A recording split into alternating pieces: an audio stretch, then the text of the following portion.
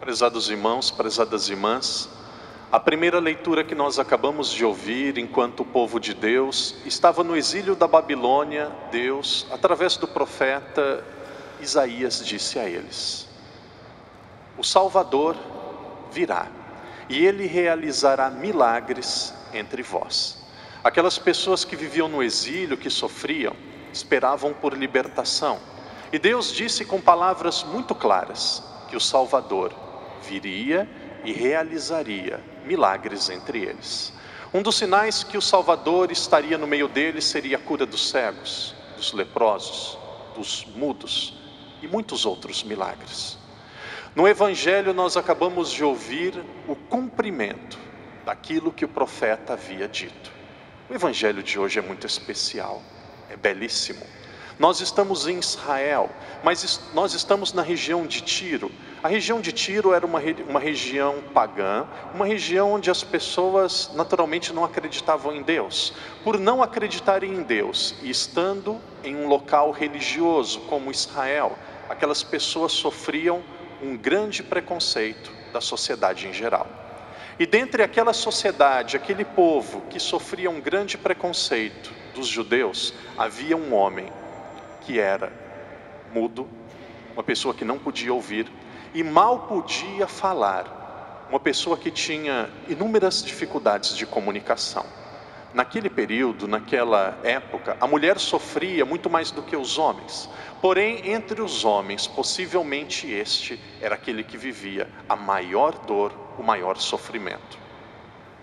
A sociedade o renegava, porque ele não era religioso. Não conseguia se comunicar porque era surdo, porque praticamente não conseguia falar. De repente vem Jesus, e o Evangelho é belíssimo, eu quero me deter neste detalhe na nossa reflexão. Jesus, com um pouco de saliva, toca o ouvido daquele surdo, daquele homem que não podia ouvir.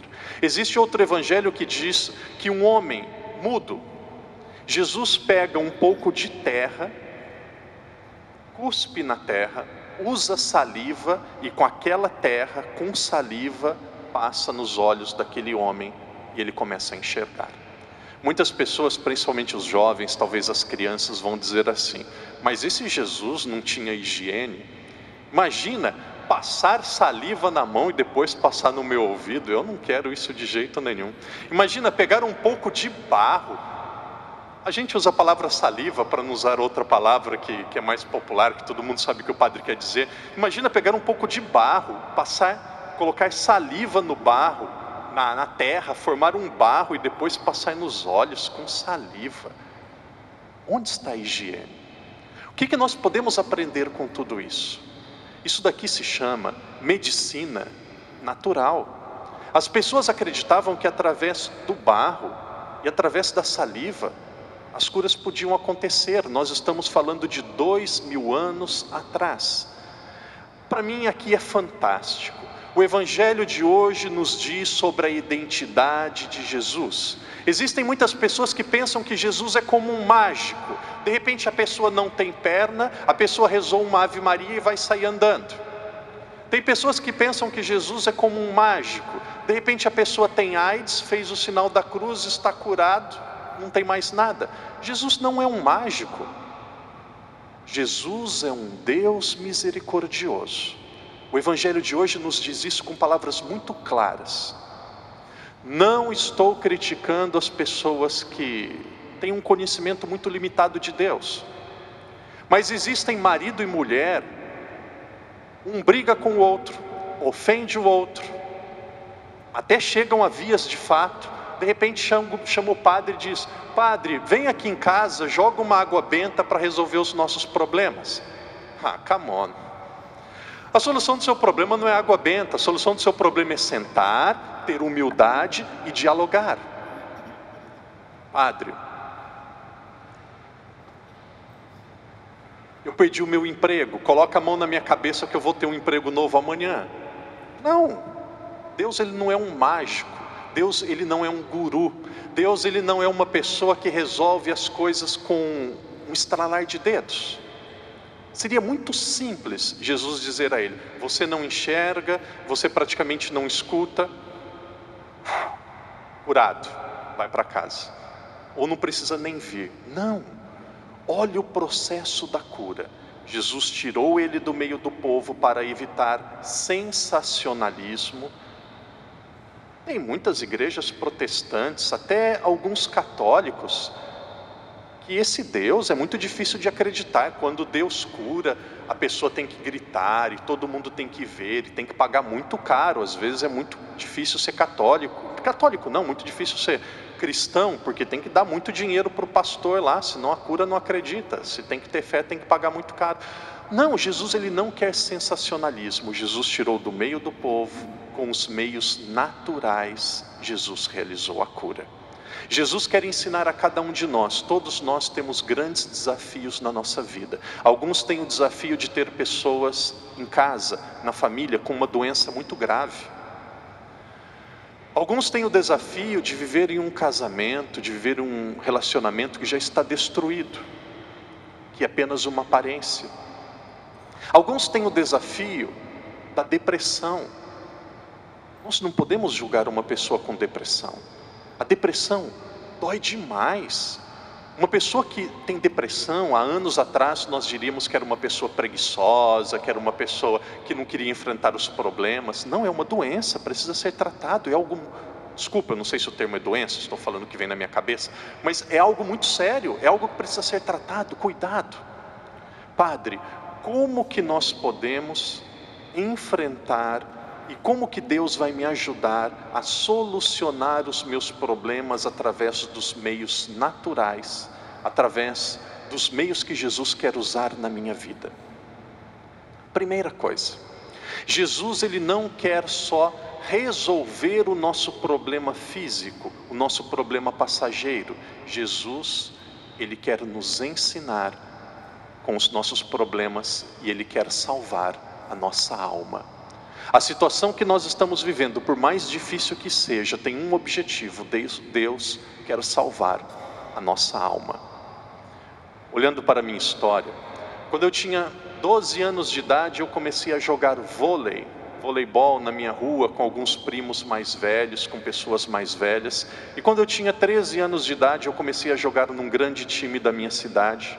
E quando eu tinha 14 anos, modéstia à parte, eu jogava bem, muito alto, sabia me relacionar com as pessoas, era um bom jogador. Com 15 anos de idade eu comecei a ter um problema de saúde um pouco estranho.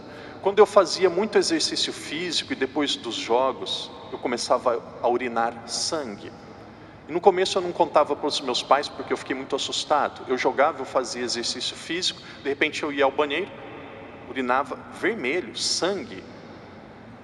E depois de um tempo foi descoberto que o meu problema era um problema renal, de cólica nos rins. Eu tinha cálculo renal e quando eu me esforçava muito, temos médicos aqui, o meu rim se machucava e eu urinava sangue. Muitas vezes eu rezei e pedi: eu quero ser jogador de vôlei, Jesus, cura os meus rins. Quanto mais eu rezava, mais sangrava. E eu ficava com raiva de Deus. Nem fui mais na igreja. Com 17 anos de idade eu fiz um retiro. E eu lembro que naquele retiro uma jovem alta, praticamente 1,90 m, chamada Neia, um retiro do grupo Rabone em Campinas, disse assim: existe um jovem aqui que tem um problema de saúde muito sério, um problema renal, e ele está com uma cirurgia marcada, e a minha cirurgia estava marcada para a próxima quinta-feira. Esse jovem vai ser curado. Eu me arrepiei inteiro. Cheguei em casa, dormi. Na segunda-feira de manhã, quando eu urinei, a pedra saiu. A pedra saiu. E depois na quinta-feira o médico fez brincadeiras, não acreditava em Deus, fez piadas. E depois ele fez ultrassom e descobriu que a pedra não estava mais lá. Deus ele quis colocar uma pedra, um cálculo renal nos meus rins? Não, mas olha a pedagogia de Deus. Se eu não tivesse tido aquele problema de saúde, eu não teria tido uma experiência com Deus. Até hoje eu tenho problema de cólica renal, isso me ajuda a tomar muita água. Tomo pelo menos 2 litros de água por dia. Se não fosse isso, eu não tomaria água. Se não fosse isso, eu não acreditaria em Deus, porque eu não teria constatado aquele milagre na minha vida. Vocês estão percebendo? Deus, Ele não quer arrancar a pedra dos meus rins. Deus, Ele quer me fazer, através desse problema, ter mais fé. Pare de ser simplório, de ver só a situação que você está passando. Deus, Ele não é um mágico. Deus, Ele não é um guru. Deus, Ele não é um charlatão. Deus, Ele é uma pessoa que tem uma visão e um pensamento muito além daquilo que nós podemos imaginar. Como lidar com os nossos problemas e as nossas situações físicas, emocionais e espirituais com maturidade? E eu vou explicar rapidamente, através de 4 passos. Primeiro deles, através da fé. Peça a Deus, reza, terço na mão, adoração. É muito pouco um católico que só vem na missa de domingo. E tem algumas pessoas que nem na missa aos domingos. Aqui eu falo com todo respeito àqueles que estão em casa. Existem algumas pessoas que dizem assim: ah, padre, eu gosto quando o senhor fala, eu me sinto bem. Louvado seja Deus, mas diz para mim no fim da missa: eu quero te abraçar. Não, padre, eu assisto a missa só em casa. 20 anos de idade, saudável, assistindo a missa em casa. É muito pouco. A nossa tendência é algo chamado minimalismo. O que é o minimalismo? Para Deus dar o mínimo possível. Qual que é o mínimo que eu posso dar? É uma missa por semana. Qual que é o mínimo que eu posso dar? Uma confissão por ano. Qual que é o mínimo que eu posso dar? Receber a Eucaristia uma vez por ano. Aí a pessoa faz isso. E aí dá até uma escapada de ficar em casa para assistir a missa sem estar enfermo. Minimalismo. A fé, ela tem que ser alimentada. Primeiro passo para nós lidarmos com as nossas situações complicadas da nossa vida: peça a Deus, fé, reza, acredita. Acredita em Deus, abra o coração. Aqui não é um curso de psicologia, é religião. Fé, primeiro passo, fé. Segundo passo, sabedoria. Sabedoria. Muitas vezes nós precisamos tomar decisões difíceis. Guarde no coração o que eu vou dizer agora: não existe solução fácil para problema difícil. Solução difícil é problema difícil. Ninguém vai curar câncer tomando aspirina. Ninguém vai resolver problema de obesidade andando 15 minutos por dia. Problema difícil, solução difícil. Alguns momentos é preciso cortar, alguns momentos é preciso renúncia, alguns momentos é preciso tomar decisões duras. Sabedoria, e sabedoria vem de Deus. Sabedoria vem de Deus. Terceiro passo para resolvermos ou para aprendermos de Deus como lidar com os nossos problemas e situações complicadas com meios naturais. Terceiro, bons amigos. Você precisa falar dos seus problemas. Você precisa falar das suas dores. Precisa colocar para fora. E aqui entra principalmente para os homens. Os homens muitas vezes pensam que não podem mostrar a fraqueza, não pode mostrar a dificuldade, não pode mostrar o problema, e aí só guarda para si, guarda para si, guarda para si. E aí é agressivo com a esposa, parece um cavalo em casa, uma pessoa que não tem bons relacionamentos. Um bom amigo. Tem algumas pessoas que acabam exagerando, dizem assim: padre, eu gostaria de fazer uma partilha. Você viu o que aconteceu lá? Você viu o que ela fez? Você viu o que ela está dizendo? Não, isso não é partilha, isso é fofoca. Então, entre partilha e fofoca tem uma diferença muito grande. Não é para ser fofoqueiro nem fofoqueira, não. É para falar da sua vida, não é falar da vida dos outros, não.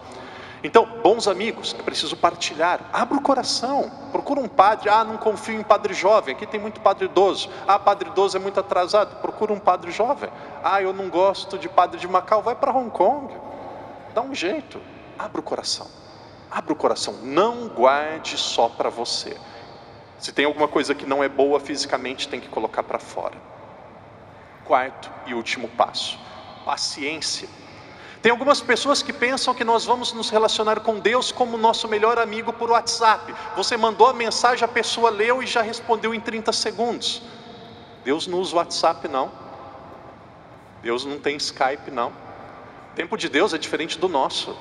Por que o tempo de Deus é diferente do nosso? E eu repito o que eu disse antes: Deus, Ele não quer só resolver o nosso problema, Ele quer curar o nosso coração, Ele quer salvar a nossa alma, Ele quer fazer algo muito mais belo e complexo do que apenas soprar e fazer aquela pessoa enxergar. Não, Deus, Ele tem meios. Deus, Ele poderia ter curado os meus rins quando eu tinha 13 anos, mas eu não seria padre. Deus, Ele tem os seus meios. Fé, sabedoria, bons amigos, paciência. Paciência. E quando nós falamos de bons amigos, quando você partilhar e tiver algum problema, recorde-se que os seus amigos também têm problemas, também têm dificuldades. Não sufoque os seus amigos. Tem pessoas que pensam que os nossos problemas devem se tornar o centro da vida dos amigos. Os nossos amigos têm que parar tudo para cuidar de nós. Não, dê tempo para os seus amigos. Partilhe e tenha paciência. Queridos irmãos e irmãs, faça a sua parte. E se por acaso a cura, o milagre, o que você precisa emocionalmente, fisicamente, espiritualmente, ainda não aconteceu, confie em Deus. Deus não dá uma cruz maior do que aquela que a gente pode suportar. Deus sabe aquilo que nós precisamos para ser melhor, para sermos melhores. Serenidade, e vivamos bem o nosso relacionamento com Deus e com o próximo. E não espere que Deus seja um mágico. Deus é uma pessoa divina e misericordiosa. Em silêncio vamos rezar. Pai amado, Pai querido, obrigado, porque milagres acontecem, muitos milagres já aconteceram na minha vida. Me ajude a agradecer por aqueles que já aconteceram e pedir por aqueles que ainda não aconteceram. Mas me ajude, Jesus, a lembrar que meios naturais existem. Eu preciso de fé, eu preciso de sabedoria, eu preciso de bons amigos, eu preciso de paciência. Ajudai-me, Jesus, a perceber, a acreditar a Tua presença na minha vida.